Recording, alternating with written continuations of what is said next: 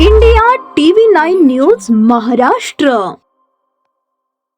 राज्य उत्पादन शुल्क विभाग सोलापूर यांची सागर धोमकर विभागीय उपायुक्त पुणे विभाग यांच्या निर्देशानुसार भाग्यश्री जाधव अधीक्षक राज्य उत्पादन शुल्क सोलापूर, जे.एन. पाटील प्रभारी उपाधीक्षक राज्य उत्पादन शुल्क सोलापूर यांच्या समवेत 20-21 डिसेंबर रोजी राज्य उत्पादन शुल्क विभाग सोलापूर यांची सोलापूर शहर व जिल्ह्यात केलेल्या अवैध हातभट्टी निर्मिती केंद्रांवर अवैध देशी विदेशी मद्य विक्री व वाहतुकीवर केलेल्या धडक कारवाईत एकूण 22 गुन्हे नोंद करण्यात आले असून 22 जणांवर कारवाई करण्यात आली आहे।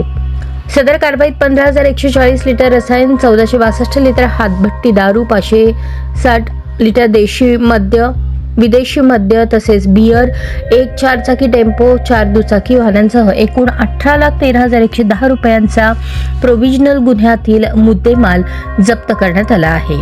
या विभागाकडून या कालावधीत अवैध मद्य विक्री करणाऱ्या आणि मद्य पिण्यास परवानगी देणाऱ्या एकूण 8 ढाब्यांवर गुन्हे नोंदवण्यात आले असून 32 आरोपींवर कारवाई करण्यात आली आहे। हॉटेल राजमुद्रा, हॉटेल गोकुळ ढाबा, धनगरवाडा ढाबा, के मटण भजनालय, हॉटेल अरहान अशा ढाब्यांवर कलम 68 व 84 अन्वये कारवाई चालू करण्यात आली आहे।